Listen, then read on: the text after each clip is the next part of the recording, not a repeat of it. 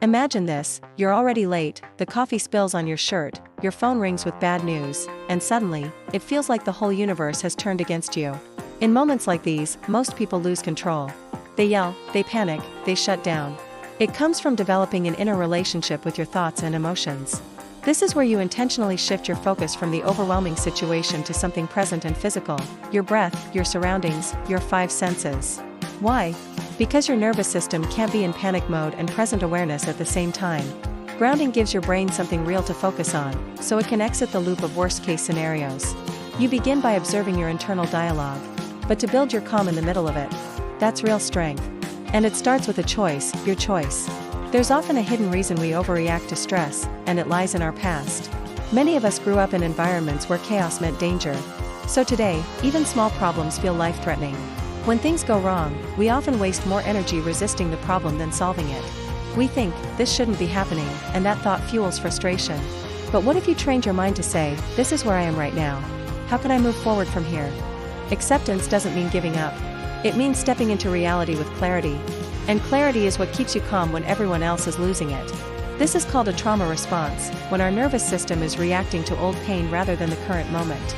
Understanding this is key, because it teaches you to stop blaming yourself for overreacting, and instead start healing the root of that fear. Therapy, journaling, and inner work aren't just emotional exercises. They are psychological strategies to make calm your default state, not just a temporary effort. What do you say to yourself when something goes wrong? If you absorb everyone's stress, everyone's expectations, and everyone's emotions, of course you'll feel like you're drowning. Staying calm also means knowing where you end and where the world begins. You are not responsible for fixing everything. You are responsible for regulating yourself, and start responding from new awareness.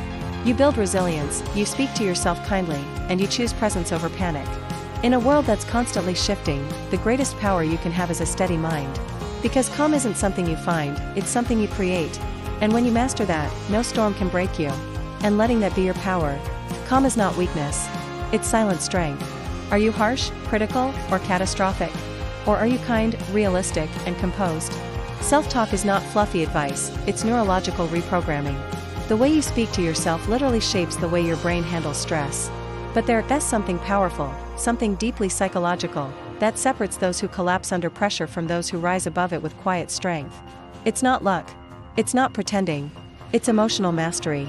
And in today's video, we're diving deep into the psychology of how to stay calm when everything around you is going wrong. Because staying calm isn't just about deep breaths, it's about how your mind understands chaos, and how you train it to respond with power instead of panic. When life spirals out of control, the first thing that reacts is not your body, it's your brain. Specifically, the amygdala, the fear center of your brain, kicks in and floods your system with stress hormones like cortisol and adrenaline.